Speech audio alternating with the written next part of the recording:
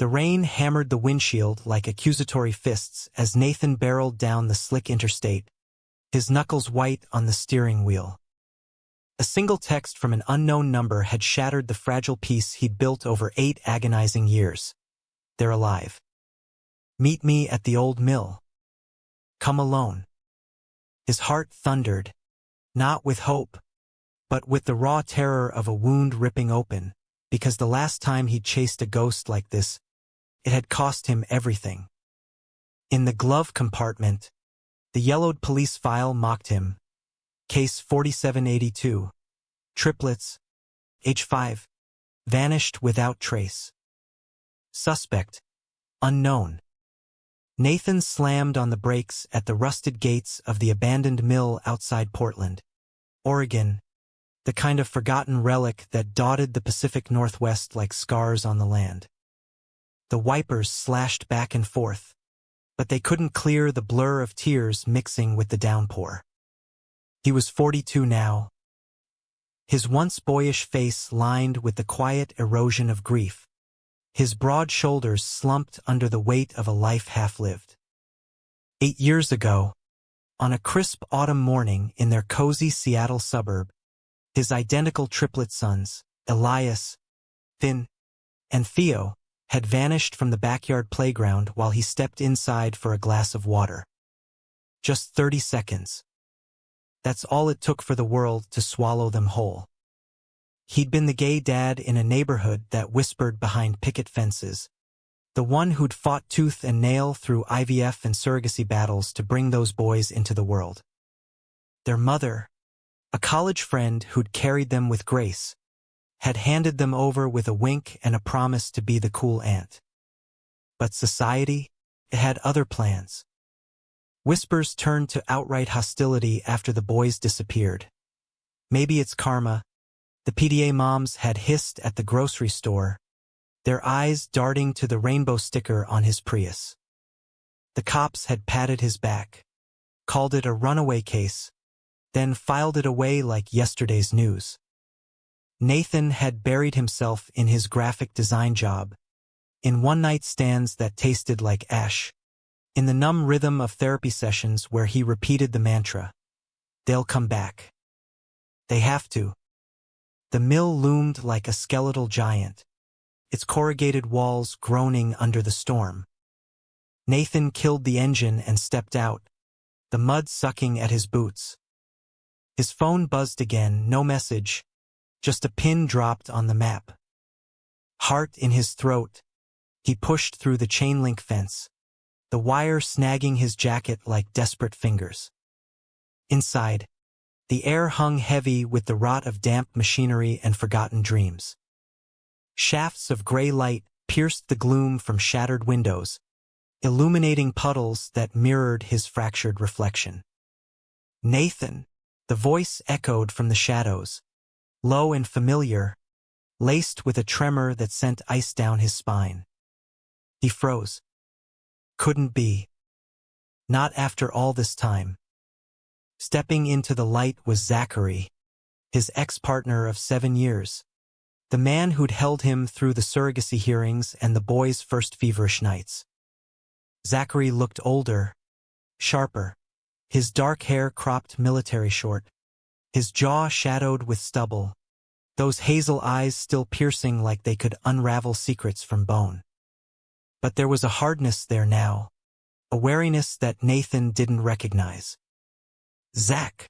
Nathan's voice cracked, a whisper swallowed by the rain drumming on the tin roof. "What the hell is this? The text, you?" Zachary's lips twisted into something between a smile and a grimace. He held up his phone, the screen glowing with the same message Nathan had received. "Not me. But I got one too. Same words. And then, this." He tossed a manila envelope at Nathan's feet. It landed with a wet slap, spilling Polaroids across the filthy floor. 3 young men, early 20s, laughing at a beach bonfire, their faces eerily identical, Elias's dimple, Finn's crooked grin, Theo's watchful eyes. But altered, marked by time and something darker, like storm clouds in their gazes. Nathan dropped to his knees, scooping them up with shaking hands. My boys. God. Zach. They're them. Sobs racked him, hot and uncontrollable, as he traced the edges of the photos. The last image hit like a gut punch. The triplets standing shoulder to shoulder in front of a faded American flag, their arms linked, but one, Finn, held a sign scrawled in red marker. Dad, we're sorry. Find us before it's too late. Zachary knelt beside him, his hand hovering near Nathan's shoulder before pulling back. I never stopped looking, Nate. After I left, I went private. Hired PIs, hacked databases. Turns out, they didn't run away. They were taken. Taken. Nathan's head snapped up, fury igniting through the grief. By who? The cops said. The cops were paid to look the other way. Zachary's voice dropped to a hiss. A ring of anti-LGBTQ extremists, the kind that preaches family values from megachurch pulpits. They targeted us, gay dads raising kids. We were their poster child for corruption. Snatched the boys right under our noses. Brainwashed them in some compound up in Idaho. Raised them to hate. To hate what we are. Nathan's world tilted. Memories flooded back. The hate mail after a local paper outed their family. The slashed tires. The brick through the living room window with abomination etched in glass shards. He'd thought it was random bigotry, not a coordinated strike. And you knew? All these years. While I was drowning. You knew and didn't tell me? I didn't know until 6 months ago. Zachary's eyes glistened, but he blinked it away. By then, you'd moved on. Built walls. I thought protecting you meant staying away. The air between them crackled, thick with unspoken accusations and the ghost of what they'd lost. Not just the boys, but each other. Zachary had walked out 2 years before the disappearance, citing the pressure, the endless fight against a world that judged them at every turn. I love you, Nate, but I can't breathe here, he'd said, suitcase in hand, leaving Nathan to parent alone. Now, in this derelict mill, the past clawed its way back, demanding blood. We go get them, Nathan growled, shoving the photos into his pocket. Together. No more secrets, Zachary nodded, but his expression darkened. It's not that simple. The compound's fortified. Guards, surveillance. And the leader. He's one of us. Or was. Nathan's blood ran cold. One of us. Ex-gay conversion survivor. Calls himself Brother Elias now. Ironic. Huh? He runs the place like a cult. The boys think he's their savior. To get them out, we'd have to break them free from the inside. As thunder rolled outside, sealing their pact in lightning's flash, Nathan felt the first stirrings of something dangerous. Not just hope, but a rekindling flame for the man who'd broken his heart.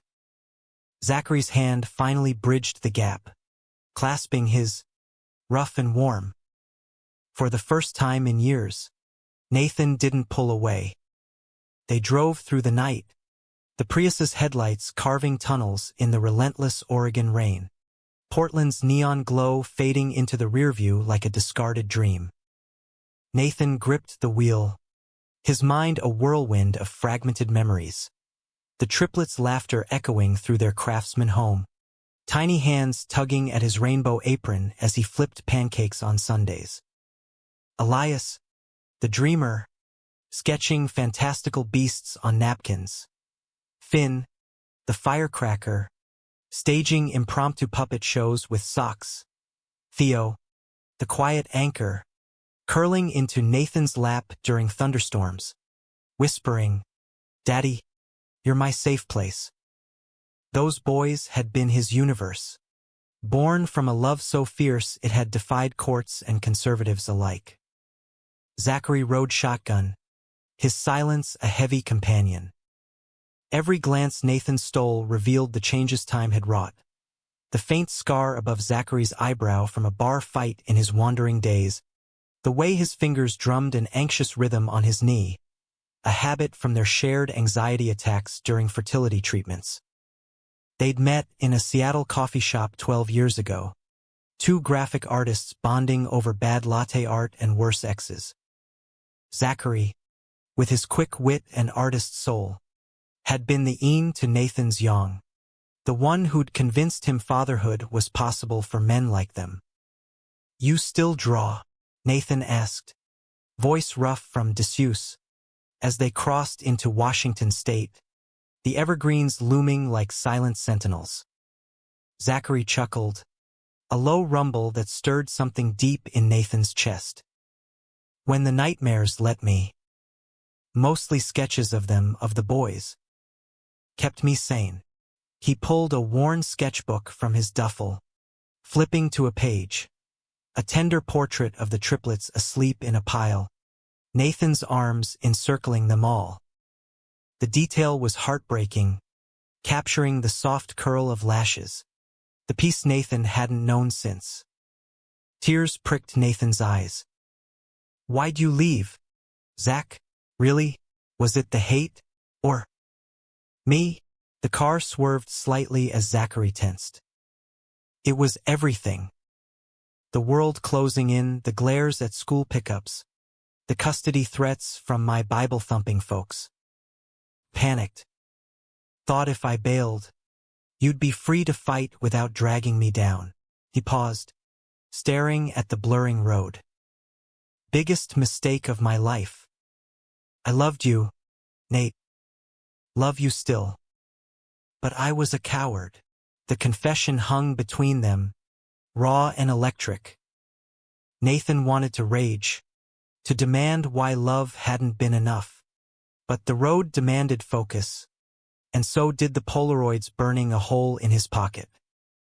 Instead, he reached over, squeezing Zachary's thigh, a gesture from their old life, intimate and unthinking. Zachary's hand covered his, holding on as if afraid to let go. By dawn, they crossed into Idaho, the landscape shifting to rugged canyons and vast, unforgiving skies. The compound lay hidden in the Bitterroot Mountains, a reclamation center disguised as a Christian retreat. Zachary's intel came from a whistleblower contact, razor wire fences, armed patrols, daily affirmation sessions, where residents recited mantras against the sin of deviance. The triplets, now 20, had been groomed as poster boys, Elias as the preacher's apprentice, Finn the enforcer, Theo the strategist. They'd been told Nathan was dead, a tragic casualty of his lifestyle, and Zachary a figment of poisoned memory. They ditched the car in a dusty trailhead lot and hiked the last 5 miles, backpacks heavy with water, energy bars, and bolt cutters Zachary had borrowed from a hardware store. The air grew crisp, pine-scented, a deceptive serenity masking the tension coiling in Nathan's gut. As they crested a ridge, the compound came into view, white clapboard cabins clustered around a central chapel, smoke curling from chimneys like accusatory fingers. In the distance, figures moved, residents in modest grays, heads bowed in prayer. "Look," Zachary whispered, pointing to a lone figure chopping wood by the fence. Tall, broad-shouldered, with the triplets' unmistakable jawline. Thin. His axe rose and fell with mechanical precision, sweat gleaming on his brow. But his eyes, God, those eyes, darted warily, as if sensing intruders in the wind. Nathan's breath hitched. "That's my boy," He started forward, but Zachary yanked him back into the underbrush. Wait. Patrols rotate every 15. We need a plan. They huddled, mapping a breach, cut the wire at dusk, slip into the maintenance shed for disguises. But as they watched, another figure emerged, Elias, Bible in hand, approaching Finn with a brotherly clap on the shoulder. Their laughter carried faint on the breeze, a sound that twisted like a knife in Nathan's heart. They were alive, yes, but reshaped, molded into strangers who would recoil from the fathers who'd birthed them with love. Dusk fell like a shroud, painting the mountains in bruised purples. They moved like shadows, bolt cutters snipping through wire with muffled snaps. Inside the fence, the compound buzzed with evening vespers, hymns drifting from the chapel, a siren's call of false salvation. Nathan's pulse roared as they ducked into the shed, emerging in ill-fitting janitor overalls that smelled of mildew and repression. The first real test came at the mess hall. Slipping in with trays of slop, they scanned the room, rows of hollow-eyed men and women, the triplets at a corner table, heads together in hushed conference. Theo's gaze swept the space, sharp as a hawk's, and for a heartbeat, it locked on Nathan. Time froze. Did he recognize the curve of a cheekbone, the tilt of a head? But Theo looked away, murmuring to his brothers, and Nathan exhaled, knees weak. Close, Zachary breathed, his body pressed against Nathan's in the serving line, a forbidden warmth that grounded him. We get through tonight. Tomorrow we make contact. But fate, cruel as ever, had other designs. As they cleared tables, a guard barked from the door. You two, new blood? Brother Elias wants words. Panic surged, but Zachary played it cool, flashing forged IDs from his pocket. The guard grunted, waving them toward the chapel. Inside, the air was thick with incense and fervor. Brother Elias waited on the altar, a man in his 50s with a severe buzz cut and eyes like chipped flint. Eyes Nathan swore he'd seen before, in a pride parade long ago, cheering from the sidelines. The irony Zachary had mentioned hit home. This was Marcus Hale, a former activist who'd cracked under conversion therapy, emerging as a zealot preaching the cure he'd never found. Welcome, brothers, Elias intoned, his voice oily smooth. What brings you to our fold? Zachary stepped forward, spinning a tale of lost souls seeking redemption, divorced dads haunted by unnatural urges. Nathan nodded mutely, bile rising as he glimpsed the triplets filing in for the service, their faces serene masks over buried turmoil. Elias's smile didn't reach his eyes. Redemption requires truth. Tell me, Nathan, was it? The world imploded. How? A slip in the story? A face too familiar? Nathan's blood turned to ice as Elias snapped his fingers. Guards materialized, pinning Zachary to the floor. The triplets whirled, confusion etching their features, Finn's fists clenching, Elias's hand flying to his mouth, Theo's eyes widening in dawning horror. Dad, Theo whispered, the word a fragile bridge across the chasm. But Elias, brother Elias, laughed, a sound like shattering glass. Fools. I knew you'd come crawling back. The devil's own, disrupting our peace. As cuffs clicked around their wrists, Nathan locked eyes with his sons, willing them to remember the bedtime stories, the park swings, the unbreakable bond of blood and love. Betrayal burned brightest from the man who'd once marched beside them, now the architect of their prison. And in Zachary's fierce gaze, as guards dragged him away, Nathan saw not defeat, but a vow we'll fight. For them. For us. The cell was a concrete box buried under the chapel, damp and echoing with the distant chants of vespers above. Nathan and Zachary sat back to back on the frigid floor, wrists chafed raw from zip ties, the air tasting of rust and despair. Hours blurred into a haze of whispered plans and stifled sobs, Zachary's head occasionally lolling against Nathan's shoulder in exhausted defeat, a vulnerability that cracked the walls Nathan had built around his heart.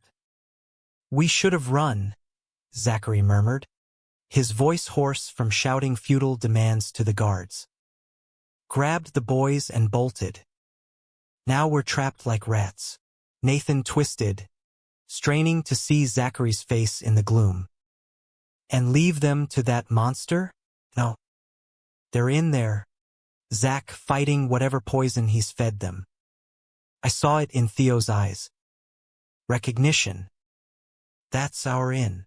He leaned closer, their foreheads nearly touching, the proximity igniting memories of tangled sheets and murmured promises. "We get one shot. You with me." Zachary's laugh was bitter, broken. "Always was, Nate. Even when I was too scared to admit it." His bound hands fumbled, fingers intertwining with Nathan's, a lifeline in the dark. For a moment, the cell faded, and it was just them. Two men who dared to dream of family in a country that still debated their right to exist. The kiss that followed was desperate, tasting of salt and second chances, a defiant spark against the encroaching cold. Dawn brought interrogation, not rescue. Brother Elias descended like a vulture, flanked by Finn and the other guards, his face a mask of pious fury. Theo and Elias, the son, hovered at the edges, expressions warring between curiosity and indoctrinated revulsion. Nathan's stomach churned at the sight. Finn's arms crossed like a sentinel, his once playful eyes hardened into judgment. "You poisoned them," Elias spat, circling Nathan like a shark. "Twisted their innocent souls with your perversion. I saved them, gave them purpose, purity. They call me father now." "Liar," Nathan snarled, lunging forward until chains yanked him back. "You stole them. Brainwashed kids who loved Disney and dinosaurs into hating their own blood. You're not a savior. You're a thief." Finn stepped forward, ex-calloused hands flexing. "He lies, Dad, if that's even who you are. Brother Elias showed us the truth. Your love was a cage. We chose freedom." The word Dad pierced deeper than any blade, a flicker of the boy who'd once begged for piggyback rides. Nathan seized it. "Finn, remember the fort we built in the living room? Blanket walls, flashlight wars. You said I'd always be your hero. This man, he's the cage. Look at me. Really look." Finn faltered, glancing at Elias, whose nod was imperceptibly sharp. "Illusions of the flesh," the brother intoned. "Tomorrow's reclamation ceremony will purge them. You'll watch, Nathan, as your sons renounce you forever." As they were hauled back to the cell, Zachary hissed, "Ceremonies are window. During the chaos fireworks, chants they lower security. We break out, grab the boys, but doubt gnawed at Nathan." The triplets' faces haunted him. Elias's fervent nod, Theo's conflicted stare, Finn's armored denial. Had 8 years erased them completely? And Zachary, his anchor now, but the scar of abandonment lingered, a quiet betrayal that whispered, "What if he runs again?" Night deepened, the compound alive with preparatory murmurs. A loose nail in the wall became their tool, sawing through zip ties until hands bled free. They waited, breaths synchronized, until the clock tower chimed midnight. Creeping to the door, Zachary picked the lock with a makeshift shim, muscles honed from years of solitary reinvention. They emerged into moonlit corridors, shadows their allies. The ceremony unfolded in the central square, torches flickering against the night, residents in white robes swaying to Brother Elias's sermon. The triplets stood elevated on the platform, anointed with oil, their faces illuminated in ethereal glow, beautiful, heartbreaking. Nathan's chest ached with pride and pain. They'd grown into men, strong and unbowed, even in chains. "Signal me," Zachary whispered, slipping toward the perimeter to disable the gate alarm. Nathan nodded, melting into the crowd, his heart pounding a war drum. He reached the platform as Elias raised his arms for the vow. "Do you renounce the sins of your birth, the abominations that begot you?" Elias, the son, spoke first, voice steady. "I renounce." Finn followed, throat bobbing. "I run." "No!" Nathan burst from the throng, shoving through robes, his cry shattering the chant. Guards lunged, but chaos erupted. Zachary's diversion, a tripped power line sparking flames along the fence. In the pandemonium, Nathan vaulted the steps, pulling Theo into a fierce embrace. "Dad, it's you," Theo gasped, clinging like a lifeline, tears carving tracks down his cheeks. "I dreamed this. Knew you'd come." Elias recoiled, holy water spilling from his grasp. "Demon, get away." But Finn hesitated, axe forgotten at his side, eyes searching Nathan's face. "The fort. The flashlight. You sang us that stupid song about stars." Brother Elias roared, summoning reinforcements, but Zachary crashed through like a storm, tackling guards left and right. "Now, Nate, get them out." Nathan hauled Theo down, then turned to his other sons. Elias resisted, spitting scripture, but Theo's plea, "Brother, please, feel it. This is real," cracked his resolve. Finn grabbed Elias's arm, and together, they fled into the smoke, a ragged family unit dodging bullets and bigotry. They burst through the gate as sirens wailed, tumbling into the forest's embrace. Panting, bloodied, alive. But victory soured as shouts echoed behind. Elias, the brother, rallying his flock. "Traitors, the devil's seed." In a clearing, they collapsed, the triplets staring at their fathers with dawning wonder and wariness. You're gay," Elias whispered, as if testing the word. "And you love us anyway?" "More than breath," Nathan said, pulling them close. Zachary hovered, uncertain, until Finn extended a hand. "You're the one from the stories. The artist dad." As dawn broke, painting the trees gold, the past collided with the present. But betrayal loomed yet. Brother Elias's final card, a hidden tracker in Theo's robe, blinking red in the light. The forest swallowed their frantic footfalls, branches whipping like vengeful spirits as the compound's alarms pierced the dawn. Nathan led the charge, triplets in tow, their breaths ragged harmonies of fear and exhilaration. Theo stumbled once, twisting an ankle on exposed root, but Finn hoisted him without hesitation, brotherly instinct overriding years of division. Elias trailed, casting furtive glances back, his face a storm of doubt, the brother's words echoing like curses in his mind. Zachary brought up the rear, rifle scavenged from a fallen guard slung over his shoulder, a desperate measure in this heartland of hidden hatreds. "Keep moving," trucks a mile east, keys under the mat. His voice was steady, But Nathan caught the tremor, the way his eyes scanned the treeline for pursuit. This was the man who'd vanished into America's underbelly after their breakup, piecing together a life from odd jobs and obsessions, all to atone for abandoning the family he'd helped build. Now, redemption was a bullet away. They crested a ridge, the Bitterroot Valley sprawling below like a rumpled quilt of greens and golds, Idaho's wild beauty a stark contrast to the ugliness chasing them. The old pickup Zachary had stashed waited, camouflaged under pine needles, its engine roaring to life with a cough that betrayed their position. Piling in, Nathan gunned it down the fire road, gravel spitting like gunfire. In the cab's chaos, Elias wedged between Finn and Theo, their hands clasped white-knuckled. Questions erupted like landmines. "How did you find us?"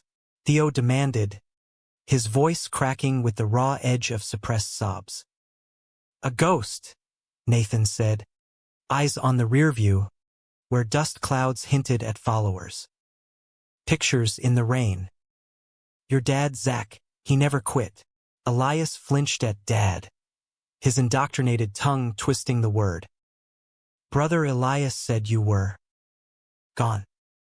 That your choices killed you." Shame colored his cheeks, but curiosity flickered too, a spark Nathan fanned gently. "We're here now. That's what matters." He glanced at Zachary, who met his gaze with a nod, silent partnership reborn in crisis. The drive south blurred into hours of tense silence broken by halting revelations. Finn spoke first, his enforcer's bravado crumbling. "They separated us at first. Beat the deviance out of us with belts and Bible verses. Said our real father was a saint who'd reclaim us if we proved pure." He punched the dash, knuckles splitting. "I wanted to believe it. Easier than missing you." Theo nodded, tracing scars on his wrist, self-inflicted reminders of tests of faith. "I kept your locket, Dad. The one with our birthstones. Hid it under my mattress. It was my anchor." Elias remained quiet longest, his preacher's poise fracturing in private whispers to his brothers.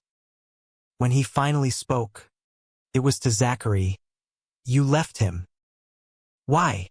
The cab went still. Zachary's jaw tightened, hands gripping the rifle like a confession. "Fear. The world's not kind to men like us raising kids like you.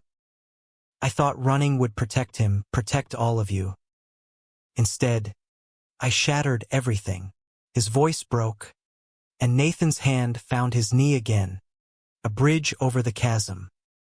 "You came back," Elias said softly, and in that absolution, the first tear fell. By midday, they ditched the truck in a Boise suburb, melting into a Greyhound station amid tourists and truckers. Disguises, baseball caps, hoodies from a thrift bin helped, but paranoia clung like sweat. Brother Elias's reach extended further than Nathan imagined. A network of donors from evangelical empires, whispers in state houses. One wrong call, and federal agents could brand them fugitives, cult escapees endangering public safety. They boarded a bus east, destination Seattle, home, sanctuary.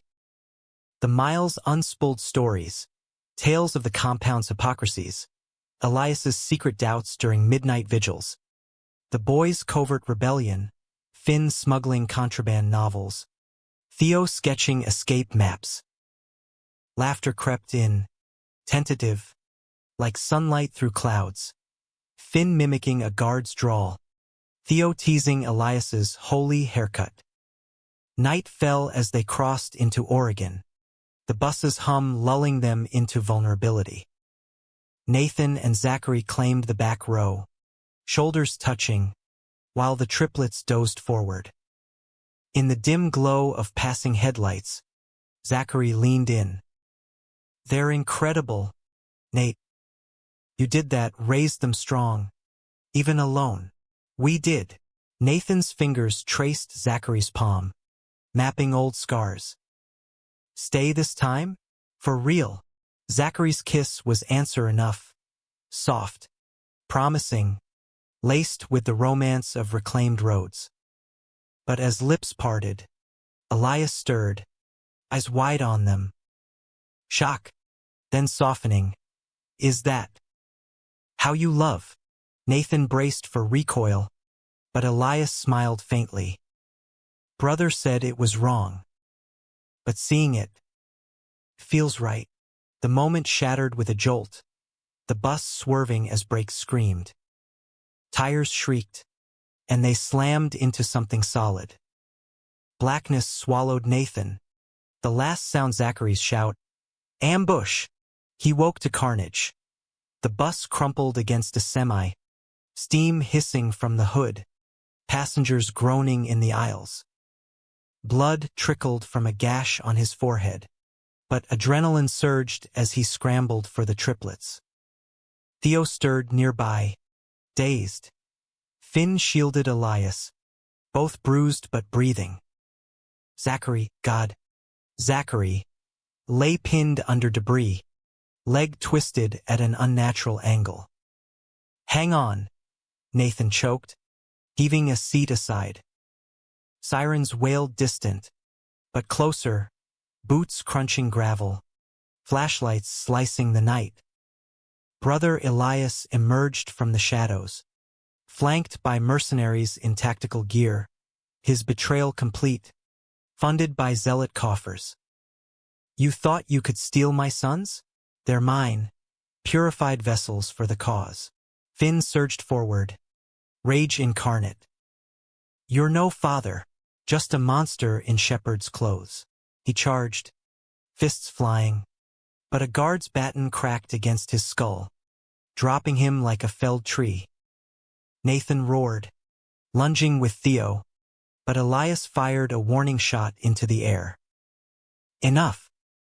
The boys return with me. You too. Disappear.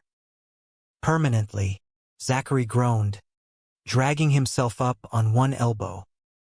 Over my dead body, his eyes met Nathan's, fierce, unyielding.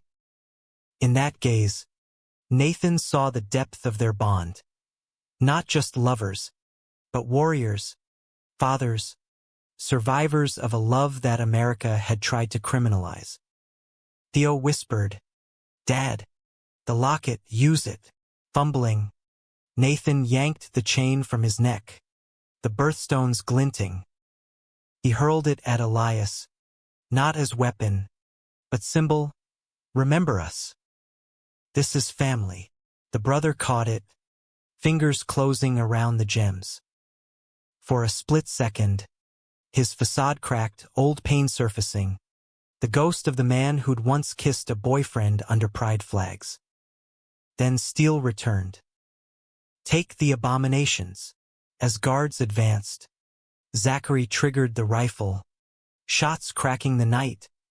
A bluff, but enough chaos for escape. Nathan scooped Finn. Theo hauled Elias, and they bolted into the underbrush, Zachary limping behind. Gunfire chased, bullets zipping branches, but love propelled them faster. They vanished into the woods, a fractured family on the run, the puzzle's pieces scattering further. But in the heart of betrayal, a new truth emerged. Bonds forged in rain and redemption couldn't be broken by bullets or bigotry. The Oregon wilderness became their crucible, a labyrinth of fern-choked trails and mist-shrouded streams where every rustle could be pursuer or phantom. For 3 days, they evaded the net, Brother Elias's mercenaries combing the hills with dogs and drones. State police alerted via anonymous tips painting Nathan and Zachary as radical activists endangering children. The triplets, caught in the crossfire of their father's love and the world's wrath, oscillated between awe and anguish. Finn's fists clenched against unseen foes, Theo's mind mapping survival routes, Elias wrestling sermons with sobs. They holed up in an abandoned ranger cabin, its walls papered in faded topo maps, the air redolent of pine sap and desperation. Zachary's leg swelled purple, infection setting in without meds, but he waved off concerns with gritted teeth. Save it for the kids. I've got stories to tell 'em first. Evenings blurred into fireside confessions. Zachary sketching caricatures of their ordeal, coaxing laughter from Finn's guarded heart. Nathan braiding Theo's hair as in boyhood, whispering affirmations against the indoctrination's echo. Elias's turmoil peaked on the second night, pacing the creaky porch under a canopy of stars. Nathan found him there, knees drawn up, the locket clutched like a talisman. "It doesn't make sense," Elias murmured, voice fracturing. "Brother said love like yours destroys. But you crossed hell for us. No demands, no conversions. Just you." Nathan sat beside him, the wooden slats groaning under their weight. "Love isn't a sermon, kiddo. It's showing up. Messy, scary, but real. That's what your pops and I built, with you three at the center." He hesitated, then added, "And yeah, we're gay. Proudly. That doesn't diminish what we feel for you. Ever." Elias leaned into him, a dam breaking. "I preached against it. Believed the lies. Forgive me, Dad." The word dad was absolution, mending fractures 8 years in the making. Nathan held him tight, tears mingling with the night's chill, as Zachary watched from the doorway, his own redemption etched in quiet smile. Dawn of the fourth day brought reckoning. Drones buzzed overhead, closing the noose. With provisions dwindling and Zachary feverish, they hatched a final gambit. Head for the nearest town, surrender to feds on their terms, expose the compound via smuggled evidence, Theo's hidden sketches of the abuse, Finn's recorded guard confessions on a pilfered phone. The descent was harrowing, cliffs slick with dew, Elias slipping and dangling from a ledge until Finn hauled him up, their bond a rope stronger than steel. "Couldn't lose you, preacher boy," Finn teased, but his eyes shone with unspoken fear. Timberline blurred into highway's hum, thumbs out for a sympathetic trucker, a grizzled vet with a rainbow decal on his dash, who ferried them to Bend without questions. There, in a diner's fluorescent glow, they placed the call, FBI tip line, Zachary's voice steady despite the pain. "Cult kidnapping. Gay family targeted. We've got proof." Agents swarmed within hours, a whirlwind of badges and questions. The triplets were separated for psych evals, their stories corroborating in excruciating detail. The snatch from the playground by Angels of Mercy, years of isolation and therapy that bordered on torture, electroshocks for impure thoughts, forced labor, the erasure of their past. Nathan and Zachary faced scrutiny too, their queerness dissected like evidence, but love's resilience shone through. No priors, a paper trail of surrogacy rights fought and won. Brother Elias's empire crumbled under the raid. Compounds raided coast to coast, donors indicted for funding hate. But the man himself vanished, a ghost in the machine. His final betrayal, a leaked manifesto decrying Nathan as the devil's architect. It trended on social media, igniting a firestorm, activists rallying, headlines screaming solidarity, gay dad's triumph over cult terror. Weeks later, in a Seattle courtroom bathed in autumn light, the family reunited fully. The triplets, cleared and counseling bound, stood tall in ill-fitting suits, Elias pursuing theology with a queer twist, Finn training as a social worker, Theo sketching graphic novels of their saga. Nathan, exonerated, watched from the gallery, Zachary's hand in his, their rings glinting, remarried in a quiet ceremony amid the trial's chaos, vowing forever before witnesses who understood the cost. As the judge sealed the adoption reaffirmations, ironic paperwork for men who'd birthed them in spirit, the room erupted in cheers. Outside, under a sky bruised with promise, the five embraced, fathers and sons, woven from betrayal's thread into a tapestry of grace. Nathan pulled Zachary aside, their sons chattering ahead. We pieced it together. All of us. Zachary kissed his temple, voice thick. And we'll keep piecing. No more puzzles. In America's heartland shadows, where love was once deemed deviant, they'd carved light. Not perfect, scars lingered. Therapy loomed. Bigots muttered, but humanistic in its core. Forgiveness for the fallen. Romance reborn from ruins. A dramatic symphony of souls reclaiming their song. The triplets turned, waving, their laughter free at last. And in that sound, Nathan heard eternity.